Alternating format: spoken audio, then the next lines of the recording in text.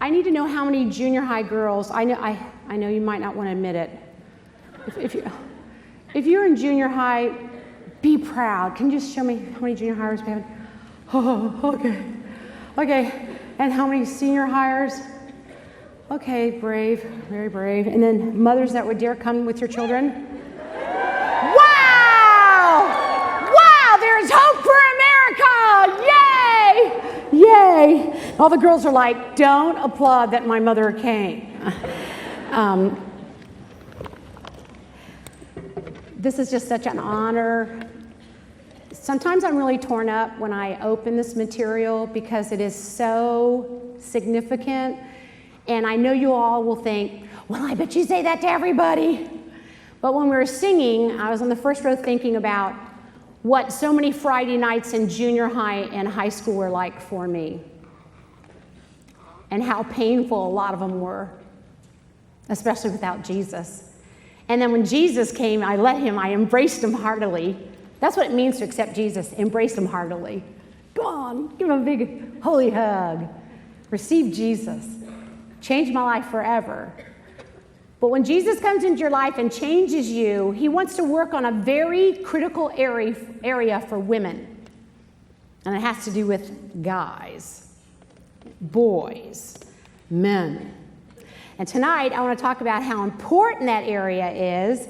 And some of this stuff is kind of scary, but it's more scary to not know it.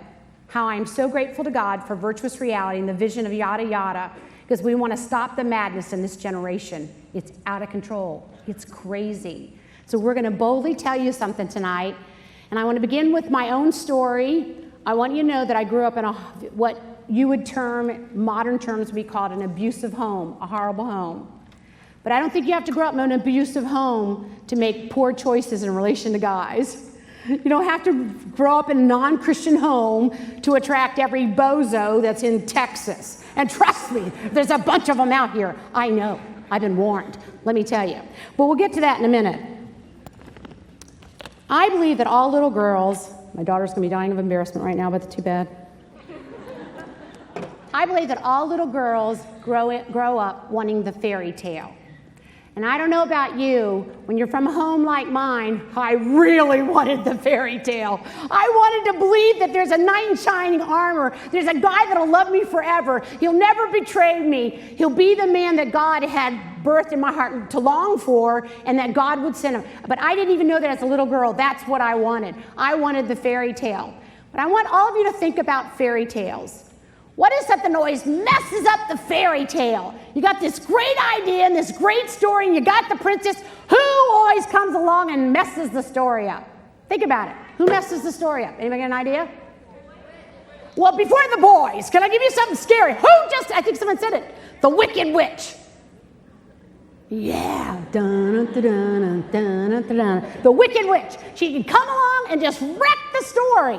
And I know when you're hearing the story or watching it on DVD now, you used to be on video, used to be on TV. But anyways, there's always the Wicked Witch or the Wicked Stepmother.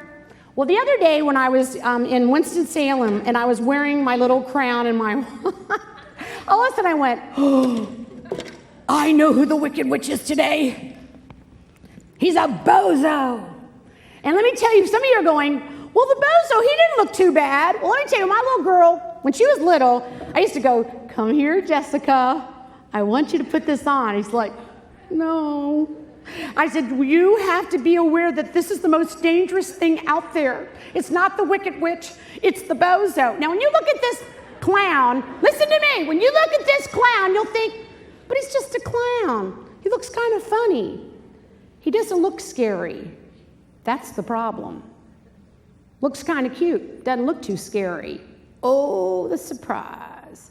Well, anyways, I used to so worry I would make my daughter wear this. Now we have them in all kinds of sizes. We have them big enough for your mother to wear it to the gym and work out and remind herself in the mirror, I don't want my daughter to have a bozo. And then when you come home after you've washed it, put it on one of your kids. Say, go wear this to sleep. Whoever gets it, gets it. You have to grab it. When you throw it. Most of the places where we speak, the audience is like about there. They know we're going to be in a football stadium. But anyways. But tonight we're going to look at the bozo to avoid. And then we're going to look at the Boaz that we're waiting for. And that's what this t-shirt is. I'm waiting for my Boaz, and we'll get to him in just a minute. He's our knight in shining armor. He's not Prince Harming. The Bozo is Prince Harming, honey. Trust me. Okay, I want to take you to a place in the Old Testament, and I'm going to show you a bozo first, because I'm really big on looking at the bad guy first, so you can see clearly the good guy. Sometimes the best thing about bozos at your junior high and senior high, you can look at them and go, that's what I don't want. I don't want one like that. And then your mother meets a lot of them, and she's like, oh God, keep my child from one like that. But anyway, so I want to give you a biblical precedent for the bozo to avoid, and then I'll give you a biblical precedent for the one to dream and start praying about right now. And let me tell you, if you're in junior high and you got a crush on somebody at your school, somebody you think is so cute, and he dresses he's so hot. Well, whatever you all call him, he's bad, but anyways, he's the bomb. But anyways. Just be careful, because sometimes those really cute ones will turn out to be like what is in 2 Samuel 13, 1 through 15. Girls, don't worry, your mom will write these verses down and later on go, look at me, sweetheart. We don't want one of those. We don't want those. In 2 Samuel 13, verses 1 through 15, it's a glimpse of a bozo in the Old Testament. And the reason I just want us to look at what a bozo is like, so that next time on your school campus, when one of your seniors pulls one of these stunts, these guys that think they're so cool, and you want to go, you go, oh wow, bozo, that woman was describing one of those. We actually have them in our high school. They elect them to office in some of the high schools. It's amazing. But anyways, in this story, the story is around a guy named Amnon. I don't know if any of you have ever heard the story about Amnon and Tamar. But the amazing thing about Amnon is important is his name. Amnon's name in Hebrew means trustworthy. Oh, honey, this guy was nothing like his name. And that's what I say to girls. I don't care if you tell me he says he's a Christian. Let him prove it by the way he lives. A lot of people have the name, but they don't live their name. That's my concern in America. We're not living our name. We say we're Christians. Hitler said he was a Christian. Hello. I don't even like to say that. I say I'm a follower of Jesus. I'm handcuffed to him. I'm white hot, madly in love with Jesus. That's what I am. But anyways, Amnon, I want to tell you a story. It says in verse 1, in the course of time, Amnon fell in love with Tamar. Well, the problem with that word is fell. You don't fall in love with people. You don't fall down the steps and suddenly you're in love. Love is not something you fall into. You don't trip. Oh, now I know I'm in love.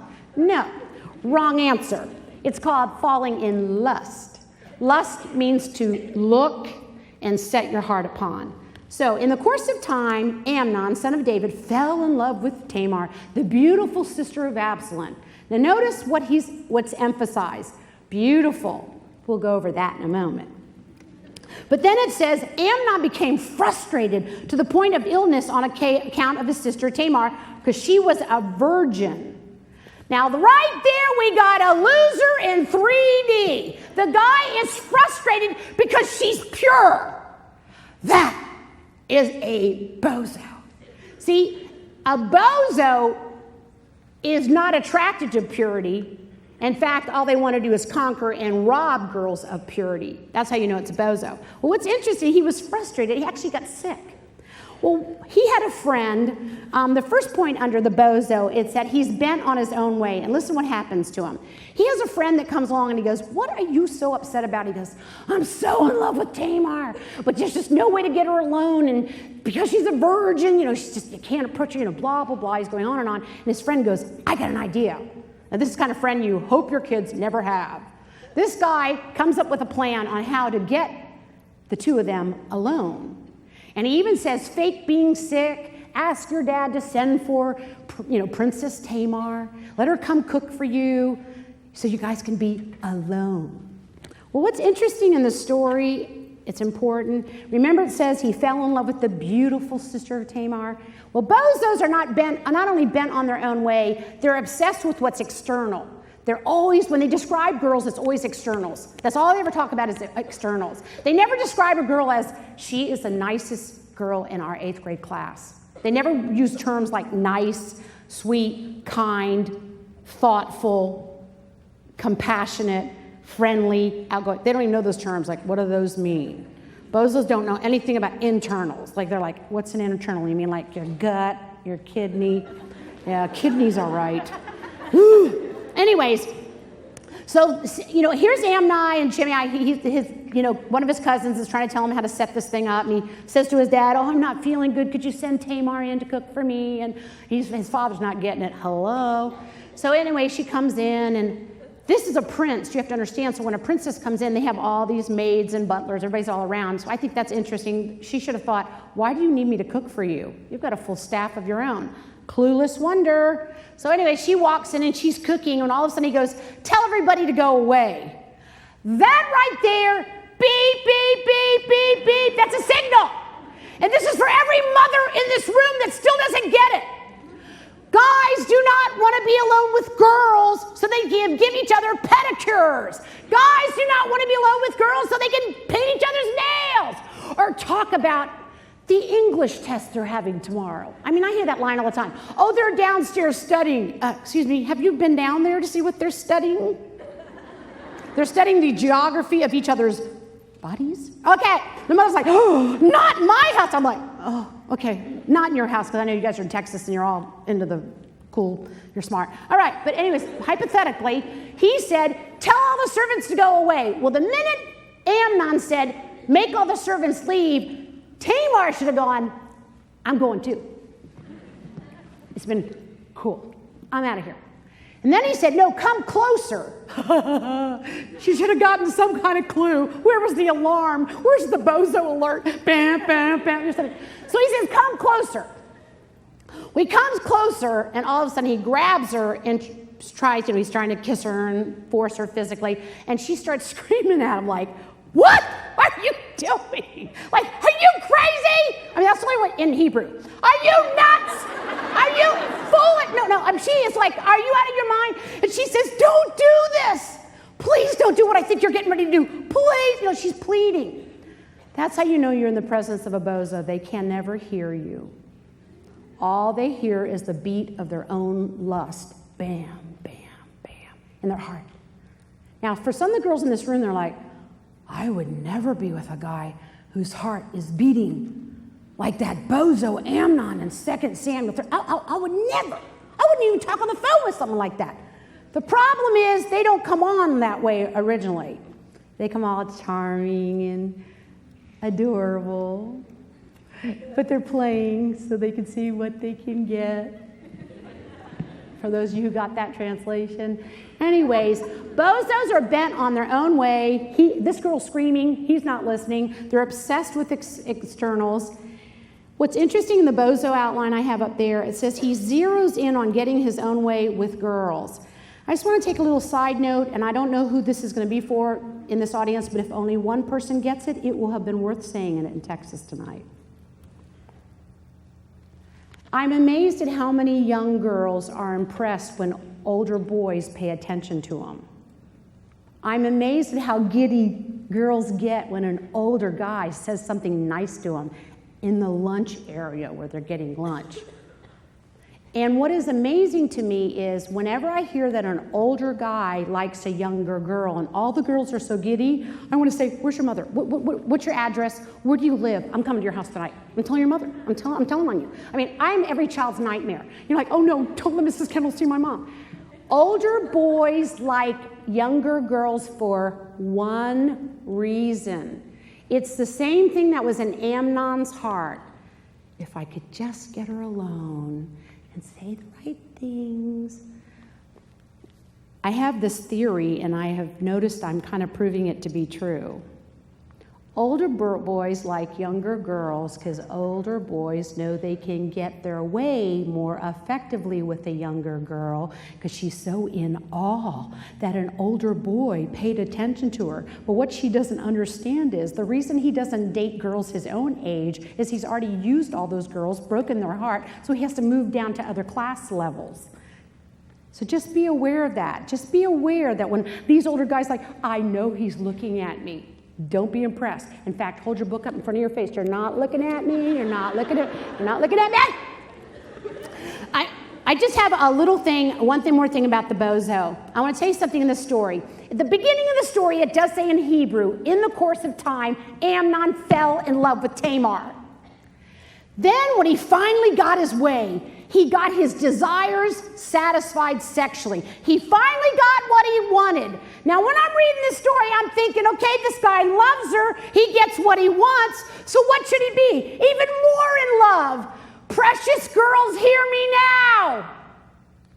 When you go too far with a guy physically, most of the time the reason you do is you hope that he's going to even love you even more. Even in your heart, you go, we shouldn't be doing this, we shouldn't be doing this, we shouldn't be doing this. My dad would kill you right now. But you go because you want so much this guy to love you. Well, listen to what the scripture says. Remember verse 1? Amnon fell in love with Tamar. Verse 15, when he got done with her physically, it says, and then Amnon hated her more than he had ever loved her. Now, how do you figure that? Wait a minute. If you let a guy have his way, he should be worshiping you, lighting candles in front of you, burning incense in front of your picture when he gets his way. You would think that? Wrong answer. Bozos, use, then move on. A little acrostic that we put together, it's on the word alone. This is why guys want to be alone with you. We have, hopefully it's up there. And just look at it for a minute. The only reason they want to be alone is not because they're in the presence of such intelligence and they just want to hear you talk and have no one else interrupt you. They want you to stop talking. But anyways, listen, alone, bozos always want you alone because being alone always leads over to new exploitation and experimentation. Like kids are alone for a little while and maybe the first time they're alone, they hold hands and they get the thrill of the century. And then the next time they are alone, they hold hands again and they literally want to look at the hand and go, is that the same hand? I held that hand last Friday night and this was much more thrilling last Friday night. Well, how come I'm holding it this Friday night and it's not as big a deal? Because in physical areas, it's almost like cocaine. Some of you in Texas don't know what cocaine is, but in South Florida, it's a very popular drug, unfortunately. But let me tell you, with cocaine, people who snort what they use one line of drugs, the next time they try it again, not as satisfying. They have to do more and more and more, in the same way physically. And that's why when your youth pastor is telling you, sign the purity pledge, save yourself, don't compromise, don't give those boys more than what you know in your heart is right, don't do it. All these girls are doing it because they think they're going to earn these guys' love. Amnon hated her more than he ever loved her. Why? Because his conscience started to bother him. And when boys who are raised in Christian homes get together with girls who are raised in Christian homes and they go too far, their conscience starts to really bother them and they do feel bad about it. And then they start blaming each other. Anyways, the worst part about the bozo is he's bent on his own way. He's obsessed with the externals. He zeroes in on getting his way. And then what's the saddest part, the last one? He moves on to the next girl, leaving your heart broken. That's the worst part. To get used and then disposed of as though you're a Kleenex that he blew his nose in and he moved on. Now, some of you girls are like, guys don't treat girls like that. I have to say, I know about 4 that don't. And they all live in Florida, and 2 are in Florida and 2 are in Atlanta. No, I'm just joking. Okay, now, all that aside, for some of you who are looking at me like, this stuff, I don't even like boys. Keep breathing, you will someday. Keep breathing, sweetheart. It's built in. You can say, I don't like those guys. They're, cooties, And then all of a sudden, one day, you're like, oh! Did you see that guy that just walked by? And everybody's like, whoa, what happened to her? Whatever was inside, it clicked on. And when that radar clicks on, you got to get your turn on your bozo magnet right with it. Got to get that fortification. You know what cracks me up? We put alarm systems and security systems on our houses. I think we should put them on our girls. I think we do. I think we should have no bozo systems on our girls. I am God pleased, dear Jesus. Woo! All right. I just want to say one more thing about those of you in this room who want the fairy tale. And then I'm going to show you a Boaz, a man that you go home tonight, wherever you're staying, or if you're staying in a hotel or going home, you kneel and say, oh, Jesus, I want a Boaz. I don't want a Bozo. Let me tell you why you want a Boaz and not a Bozo. We can laugh about it right now, but there's nothing more frightening than a broken heart.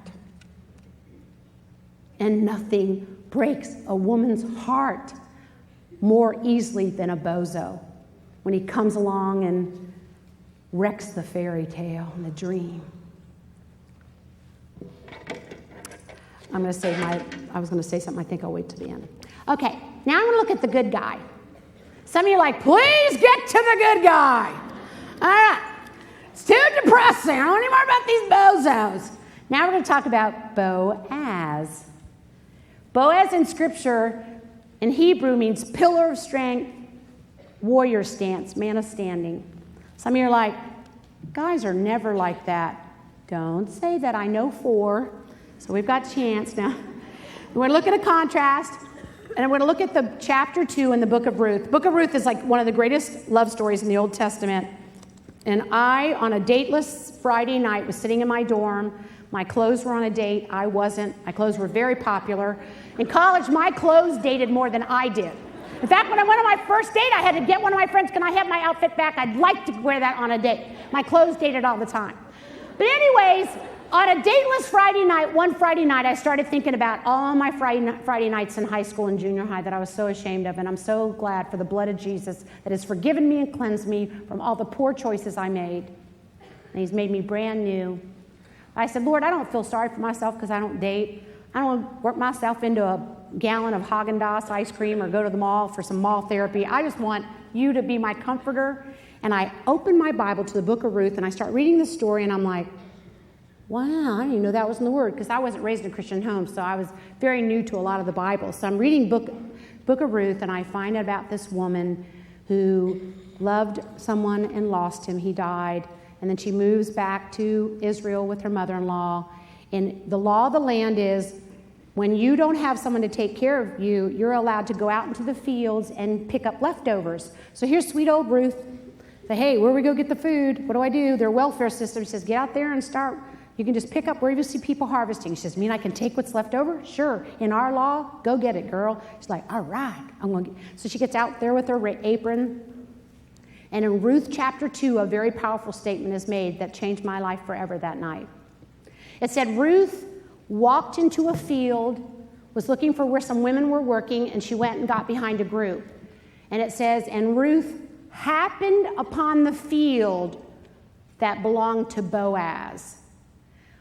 And in Hebrew, it literally means to have a chance, like roll the dice. Terrible to say, but that is the expression. You have one chance. And she happened in the exact spot. And do you know who Boaz was if you brought him to modern terms today? He was Joe Millionaire. He was the most eligible bachelor, loaded. She didn't know that. She just happened to land there. No, she was trusting the God of Israel to get her what she needed, picking grain. And she landed in the perfect spot. Well, what's important about Boaz is right away when he comes to the field, he says to his laborers, who is that young woman over there? And they're like, that's Ruth. She's that Moabitess. I used to hate that phrase. I hate that they refer to her that way. Because when they say she's that Moabitess, they're saying she's that girl. Now, she's chosen the God of Israel, but she originally was from the wrong side of the tracks. That night, I found great comfort that even though Ruth was from the wrong side of the tracks, and even though I came from the wrong side of the track, I came from a terrible home, I came from an experience of making some very bad choices, I could be completely forgiven. And there's hope for me that I'll land in a spot where my Boaz is waiting someday for me. I remember sitting in that dorm going, okay, I'll want one of those. I'll want what I found in this chapter. Well, let me tell you something he said. Now, who is she? And the men described her. They said, she's been working here all day long. Well, it says he calls her over. And one of the first qualities about a Boaz is that he is bent, his the way he leans is he's bent on God's way. When she came over, he greeted her in the Lord, and he said, listen, don't go to any other fields. Stay here with my employees, is really what they are, the men and the women. Work behind the women. Key phrase. He said, stay here. So he's been on God's way. God's way is for her to stay and groom in a field of safety. And he said, and I've told my men not to touch you. Now, if you read that scripture, you'd be going, why would his men be touching her?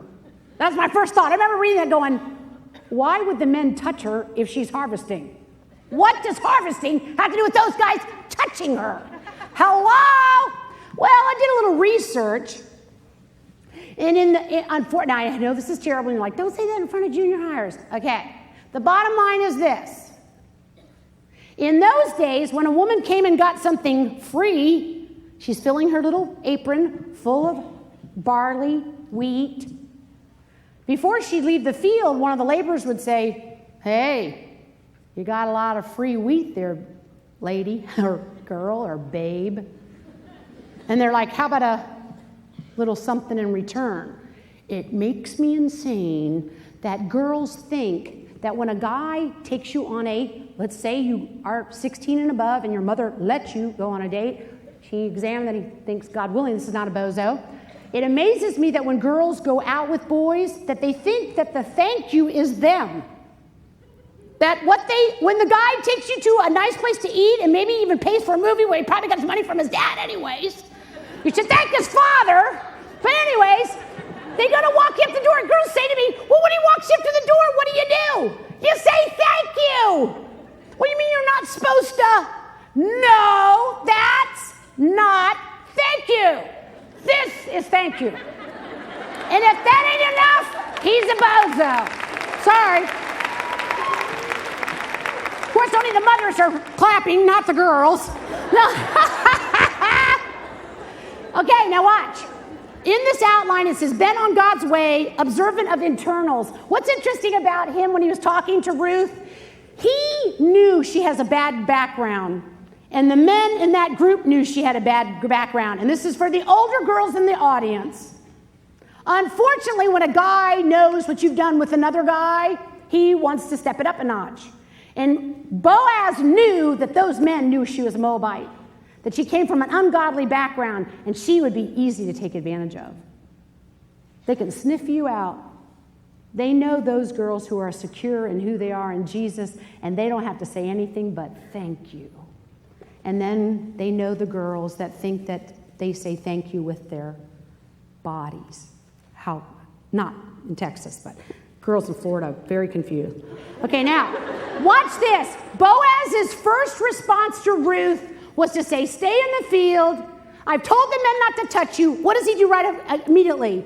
A, under Boaz, bent on it. B is on bent on God's way. O is for observant of internals. A, attention to protecting honor in girls. Now watch this.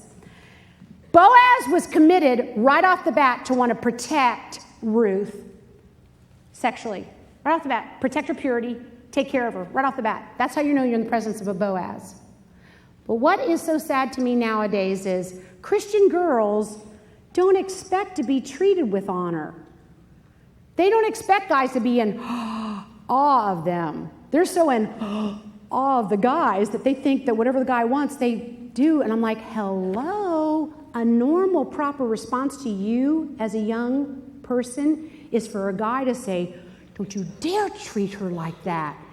He should protect your honor, protect your purity. You know what makes me sad? You know why we have to sign purity pledges? Because we have to hold the standard up. Because guys don't respect us enough to say, oh, sweetheart, you don't have to sign that. Your life is already a display of a purity pledge. I wouldn't touch you. Some guy said one time about even my daughter, he said, you know, there's something about your daughter, you just feel like, ooh, respect, honor. And I'm like, yay, how do you get that for other girls, though? Can we package that and sell it? I mean, how do you... Respect, honor. Boaz wanted to protect her. But what some people in this audience don't understand, what's more amazing about Boaz? Boaz was raised by a mom that knows and knew firsthand how men can take advantage of women. And some of you know who Boaz's mom was. Did you know that Boaz's mom, some of you, was Rahab the harlot? And harlots and prostitutes understand what it is to be taken advantage of, regardless of what we would judge them. And he was raised, she chose the God of Israel, she rescued the spies. Thank you, God. And she raised a boy to say, sweetheart, girls, we're here to protect them. I used to tell my son when he was young, I go, Benjamin, you know why men are here? You know why you're here? You're here to protect women. Your little sister, you're here to protect her. I never had to worry about my son hitting my daughter. I have friends that have to constantly make sure their boys don't hit their girls. I'm like, hello? What's wrong with that picture? Because I always was saying, you're here to protect her. That's why men are here to protect women. But what's more amazing in the story, Boaz gave attention to protecting her honor, but he also zeroed in on her best interest. Let me tell you something about this. In the story, when he called her over and says, don't go anywhere, stay in my group, when she walked away, he turned to his men and said, listen to me. I got one more thing for you. Don't touch her. And they're like, okay, we heard you. We're not touching her. We're not going near her. Fine. But then he said this one. If when she's picking up, she goes in the area she's not supposed to be, because see, the poor were only allowed to have leftovers. They weren't supposed to take the biggest parts of the stalk. He said this, if Ruth lands somewhere and picks up something that she wasn't supposed to touch, don't embarrass her. Let her have it. Now watch this. I have watched more guys embarrass girls at school, say things that totally humiliate those girls. The minute you see a guy ever humiliate a girl, just go like this. We got another one. Another loser. Another Boaz been unleashed on the world. I always think we should have a Bozo prison. All the Bozos go to prison till they repent, and they only can come out when they're Boazes. When they come forth, protect women in their purity and to help protect their hearts emotionally. That's what we want. Moms, that's what you want to pray for your girls. That's what you want. Now I'm going to give you a painful illustration, and I'll be done. I did this about a year and a half ago, and a particular person who I completely loved and admired was quite stunned by it, and I thought, wow, I didn't even think it was that big of a deal. I thought, so I'm going to do it, and I'll do it for all of you. In fact, I think I'll use this better illustration. Okay, this is you. You're not married. You're just free and easy, doing your own thing, checking out all the guys at your school. He is so cute. Let me tell you one thing. Whoever you have a crush on, I got to tell you this, and this is for some of you who could receive this. Some of you, this is so deep you're going, huh? Whoever you have a crush on, if you told me a guy at your school you like, I just think he's so cool, or someone in your youth group at church, or something, okay. Who you like is a complete picture of your heart. You have a crush. Who you have a crush on reflects your heart. And when I watch girls who like the bad boys at school, all these nice girls all like the bad boys, they have revealed a part of their heart that's vulnerable to rebellion against what God has the best for them. And these precious little girls think it's funny until one of them gets hurt so desperately, and then she becomes a crusader against all the Bozos in America, And a lot of those I hear from all the time. I'm like, why didn't you listen when you're yada, yada? Why'd you have to get hurt? Sometimes you have to get hurt to listen. So here you are. You're the single girl. All right, now watch this. You start dating a guy. He's supposed to be a Christian. Like Amnon, his name means trustworthy. Doesn't mean that he is. Okay, so you're dating this Christian. Well, you suddenly decide, he says, oh, I love you. Oh, I love you. And all of a sudden, he wants to kiss you, but he wants to be in different places kissing you all the time. And then he starts wanting to do some other things. And let me just tell you something. So many girls just don't get one most important thing. When you are in love and you're 9th grade, hello! Not the real deal. Trust me. And oh, no, that's not true. Oh. In 9th grade, you don't even know whether you want pink or red nail polish. Don't even begin to think about love. Trust me. Oh, do you think it should be pink or should it be red? Should I red on this finger, red pink on this? Oh. Okay, now, but listen to me. Now, when you start dating dating a Christian guy and oh, but he's really nice, Mrs. Kendall, and he's not a bozo. He actually sings in our youth group worship team. That's even more terrifying. Listen to me. No, I'm just kidding. That's a joke. Ha ha. Don't let that be the qualification. The qualification for a Boaz is how he treats you with honor and respect, and how much he wants to make sure that your purity stays intact. And some of you are like, what's that got to do with me right now? Well, let me tell you about your future. When you date somebody and you think you're so in love, and I know, Mrs. Kendall, this is the one. Oh, now you're in 10th grade. Oh, I'm sure you're sure now. Okay, this is the one. Well, you got a long time till you can get married unless you run away, live in a community and get married. But you got a long time. Well, when you're declaring this high emotion for each other, the problem is you're a little vulnerable to maybe wanting to do a little bit more physically. Now, you don't mean to go that far. That's why it amazes me when kids are shocked how far they go. I said, I'm shocked you didn't go sooner. I mean, they're just like doing stuff. I'm like, hello? But watch what's the worst. Let's pretend now you're a senior in high school, and you know this is the one. You are positive. You could prove it with 15 letters he wrote you, and all the flowers he brought you have hanging upside down on your mirror in your room. I mean, you just know this is the one. Well, listen to me. I can handle him being it if he has honored you and allowed you to continue in the purity of the life that you all in this audience know you've been called to until marriage. Some of you are like, oh no, she's going to do that before marriage stuff, like that premarital sex stuff, like don't do that.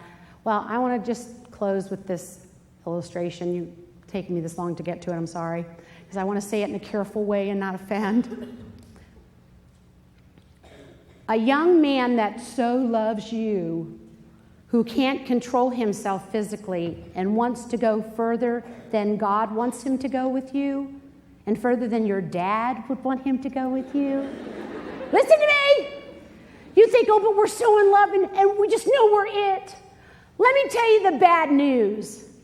A guy on this side who can't control himself sexually, when you're so in love and you know this is, even let's say pretend like you got engaged. Like now you're 18 and engaged. And you think, but we're in love and we know we're the one. A guy who can't control himself on this side before you're married, the wedding day comes, and you go over here.